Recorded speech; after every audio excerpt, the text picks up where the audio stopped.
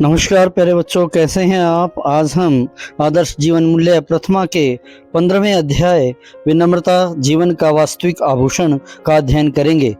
तो प्यारे बच्चों, जिसने भी अभी तक चैनल को सब्सक्राइब नहीं किया है, सब्सक्राइब करें, लाइक करें, अपने दोस्तों के साथ शेयर अवश्य करें ताकि वो भी इसका अधिक से अधिक लाभ उठा सकें। चलिए शुरू करते हैं। विनम्रता जीवन का वास्तविक आभूषण। अर्जुन के जीवन में स्वाभिमान के अनेक प्रसंग मिलेंगे, लेकिन अभिमान कभी भी नहीं, कहीं भी नहीं। यही जीवन का उज्जवल पक्ष है जिसे ध्यान में रखना आवश्यक है। राष्ट्रीय, सांस्कृतिक, पारिवारिक गौरव की परंपराओं के प्रति दृढ़ रहना, मजबूत रहना, उस स्थिति में कोई समझौता नहीं। यह हमारा स्वाभिमान बना रहना अच्छा है, लेकिन साथ में गुरुजनों, बड़े बुजुर्गों के प्रति विनम्रता यह अत्यावश्यक है, अति आवश्यक है। तो प्यारे बच्चों, अर्जुन के जीवन को अगर हम देखेंगे तो उसमें स्वाभिमान के अनेक किस्से मिलेंगे, अनेक कहानियां मिलेंगी, अनेक बातें मिलेंगी, लेकिन अभिमान कभी नहीं मिलेगा, कहीं भी नहीं मिलेगा। विनम्रता किसी भी प्रकार से दुर्बलता नहीं, अपितु ये तो जीवन का वास्तविक श्रृंगार है। सत्य यह है कि अहंकार जीवन का प्रदूषण है और विनम्रता आभूषण यानी गहना। यूं तो अर्जुन के जीवन में विनम्रता के अनेक उदाहरण हैं, लेकिन एक छोटा सा प्रेरक प्रसंग देखें। पांडवों का 12 वर्ष वनवास के पश्चात 1 वर्ष का अज्ञातवास भी पूरा होने को है। तो एक शर्त रखी गई थी प्यारे बच्चों महाभारत में, जब पांडव जो हैं जुए में हार गए थे तो उनके लिए 12 वर्ष का वनवास और 1 वर्ष का अज्ञातवास। अज्ञातवास क्या था कि उनको कोई पहचान ना सके। अगर उनको कोई पहचान लेगा उसे 1 साल के अंदर, 1 वर्ष के अंदर, तो उन्हें फिर से 12 वर्ष का वनवास और 1 वर्ष का अज्ञातवास करना होगा।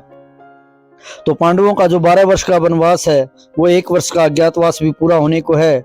दुर्योधन को यही चिंता है कि अज्ञातवास से पूर्व पांडव कैसे पहचान लिए जाएं ताकि फिर से वनवास प्रारंभ हो जाए। स्वार्थी एवं अहंकारी व्यक्ति की सोच भी वैसी ही बनती चली जाती है, कुत्सित, बुरे विचारों वाली, घृणित, घृणा करने वाली। तो कुत्सित, घृणित भाव विचार और उसके अनुरूप ही व्यवहार सामने आता है।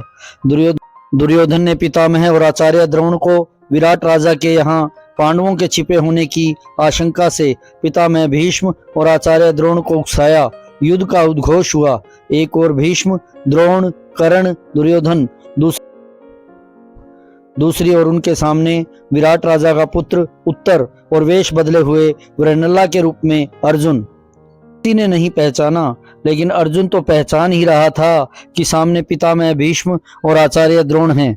अर्जुन ने धनुष उठाया, प्रत्यंचा चढ़ाई और प्रथम बाण उनके चरणों के पास गिराया और दूसरा बाण कान के पास से होकर निकला। अभिप्राय प्राय स्पष्ट था। प्रथम बाण से अर्जुन ने युद्ध की भाषा में प्रणाम निवेदित किया और दूसरे बाण से उनका कुशल क्षेम, उनका हालचाल पूछा। पितामह ने अर्जुन द्वारा ऐसे समय में भी मर्यादा के रक्षण और सम्मान के भाव को समझा। हम विरोधी पक्ष में युद्ध के लिए आए हैं तो भी अर्जुन प्रणाम भेज रहा है। इस भाव ने पितामह को भी विवश कर दिया अर्जुन के लिए विजयी होने का आशीर्वाद देने हेतु। धनुष उठाकर जो प्रथम बाण छोड़ा वह अर्जुन के सर के ऊपर से आगे निकल गया। इसे प्रणाम का परिणाम कहें या विनम्रता का उपहार। विपक्ष में खड़े गुरुजन और बड़ों से आशीर्वाद खींच लिया अर्जुन ने, जबकि पक्ष में रहने पर भी दुर्योधन कभी मन से उनका आशीर्वाद नहीं ले पाया। दैवी संपद्वी मोक्षाय निबंध यासुरी मतः मां शुचय संपदम देवी में विजातो ऐसी पांडव। गीता के 16वें अध्याय का 5वां श्लोक है प्यारे बच्चों। का सरलार देखते हैं प्यारे बच्चों। देवी संपदा मुक्ति के लिए और आसुरी संपदा बांधने के लिए मानी गई है। इसलिए हे अर्जुन, तू शोक मत कर, क्योंकि तू दैवी संपदा को लेकर उत्पन्न हुआ है। दैवी संपदा का आभूषण है विनम्रता। आभूषण होता है बच्चों गहना, जो मुक्ति अथवा सफलता का आधार बनती है, जबकि आसुरी संपदा मनुष्य को अभिमान की अकड़न में बांधे रखती है। जैसा दुर्योधन के जीवन में अर्जुन के लिए महान आश्वासन और हम सब के लिए महत्वपूर्ण प्रेरणा।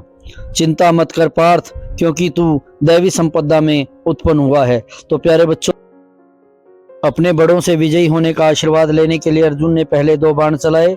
अर्जुन ने ऐसे कठिन समय में भी विनम्रता का परिचय दिया।